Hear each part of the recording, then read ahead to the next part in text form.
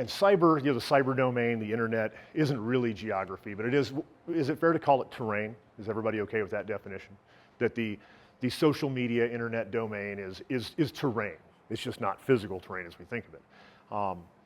But it is definitely, I think, fair to say that it's increasing in importance in our lives. Palm pepper spray has recently reformulated for even more effect when you bless the deserving with the hot sauce. Palm is what I use between a harsh word and a gun and encourage everyone to do likewise. Practically speaking. Off property in public, which does tie in to you at home, and we'll get into that in detail. Entry points, and then your house or apartment interior. Now, a lot of this stuff, if we got any, so how many people do we have to live in houses? Like independent standalone structures, okay? How many folks do we have to live in apartments? Okay, cool. So we'll get a little bit into apartments, and as we come up to stuff, if something doesn't apply to you and you want clarification on how it applies to an apartment, just raise your hand. Because this is kind of house-centric, but it all applies. And so really, these are kind of the areas, the domains that you've got to worry about, the layers of security that you've got to worry about, that if you can basically do your part ahead of time in all these areas, then in terms of avoidance, deterrence, early warning, and dominance, it becomes a lot easier and a lot more achievable. So, you saw this graphic earlier, and I'm showing it to you again for a reason. So domains of security, a big one that gets overlooked. People think in terms of physical, they think in terms of door locks, bars, security systems, all these things, active and passive security measures that will increase the physical security of your home or your business, wherever you are.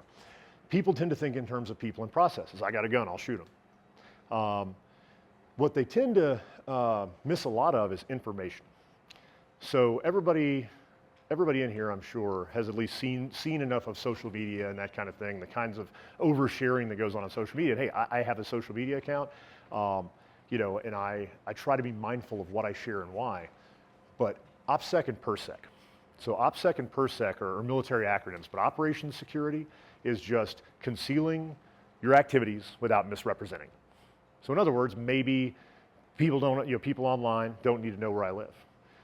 Maybe people I interact with out in public don't need to know where I live. Like, whether it be online or just in person, I run into people who are oversharers about personal information that could be used to target them if somebody had ill intent.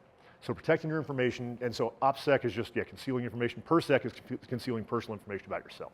Here they're kind of synonymous terms. Social media, solicitors, friends, family, neighbors. Solicitors. How many people have solicitors still knocking on their doors in their neighborhoods periodically? Oh yeah. You ever get any weird vibes from them? Couple times. Yeah. Protecting your information. Because what is in terms of our goals, we had those 4 goals. Does anybody remember what the first one was? Avoidance. So every human action begins with an idea, then is followed by a desire, and then is concluded with a decision in the will. And so protecting your information and keeping them from getting that idea is paramount. That's step 1, protecting your information. Then physical barriers, which, physical and psychological, which we'll get into in detail. And then people and processes, actions taken tangibly to increase your security, stuff that you do. And frankly, in the age of social media, information's probably the biggest thing that I consistently see where I'm like, man, this person, and I'm not encouraging anyone to be paranoid. I'm encouraging everybody to be aware. And what I mean by that is, think about how information could be used against you by someone with nefarious intent. Because unfortunately, kind of going back to what we're talking about relatives, neighbors' relatives, house guests, and strangers, all these different people, and we don't know all of them. And if we allow actionable information in front of them, that they can be like, oh, I just found out this guy's going out of town for a week, I'm going to rob his house. Which is less of a problem than if they try to rob my house while I'm home. However,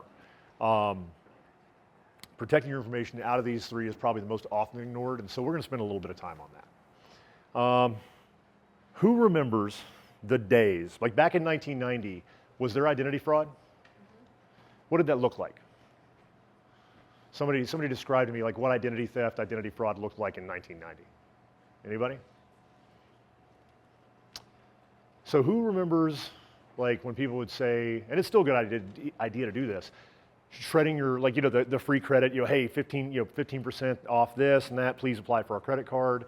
And criminals, identity thieves, would literally go through garbage with their hands and take that credit card application that was sent to you with your name on it, and then, basically forge your signature, send it off, get it, and then intercept that credit card and run up a bunch of credit in your name. But they had to physically do this. So the answer was to shred your mail. Well, now that's not really necessary any longer, right? Like, I'll tell you, even though I still shred that kind of stuff, like, oh, hey, I don't want to just throw this away because somebody could use it to run up a credit card in my name. It's probably not necessary because that's generally not how identity theft and that kind of thing goes on nowadays. Now there's phishing and spear phishing and all kinds of very specific cyber crimes. In addition to that, pre-internet, how do criminals find potential targets? They had to go out there and beat the pavement up, right? Drive around, walk around, follow people around, and they still do that, make no mistake, and we'll talk about that as well. However, can social media and the internet be a platform to target people? I am a professional violent criminal actor. I can tell you right now, if I ever decided to break bad, I'd be pretty good at it. But what I use, that actually means a lot to me, Stephanie, thank you. And so would I absolutely start to examine potential targets online first? Sure as heck would. Who here's done like a Craigslist, Facebook Marketplace, transaction, stuff like that? I guarantee you, because you're in this room, and just by virtue of being here, you're exceptional people compared to the general populace. But I guarantee you, y'all probably took precautions to make sure you're like meeting in a public place, taking somebody with you. You don't just like, hey, I've got this expensive high-end item for sale. Come to my house and I'll give it to you in exchange for money, and then they show up and rob you. Like, so I think people are kind of catching on to that kind of thing. Yeah, don't do Craigslist deals at your house. The thing that people fall into when it relates to info security and cybersecurity, especially online, is that people have a tendency to divorce the digital from the real. I've got a teenage daughter. She's got a bunch of friends who do very silly, they get to know people online and are like going to meet them, and we're having to explain to them like, hey, that's not necessarily a 15-year-old boy you're going to meet.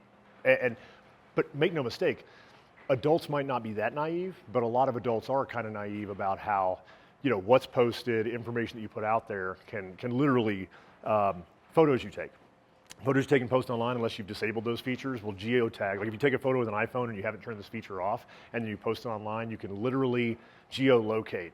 So even if you don't have your address in the photo or your license plate from your car in the photo, if somebody knows how to exploit that metadata, they can literally figure out where your house is to the square foot. To like walking up to your front door. And that's okay. I post pictures of my house all the time. I've also stripped that metadata for a little bit of info security. And so there's a lot of stuff like that you've got to consider, because I think increasingly in the future, cyber targeting of actual physical crimes is going to be, as kids who grew up with technology and have had a smartphone since they were 5 years old become strong-armed robbers and home invaders, like, and they know how to manipulate the digital world even better than the real world. I think you're going to increasingly see people targeted through their social media footprints and internet interactions, as opposed to just driving around and like picking a random house.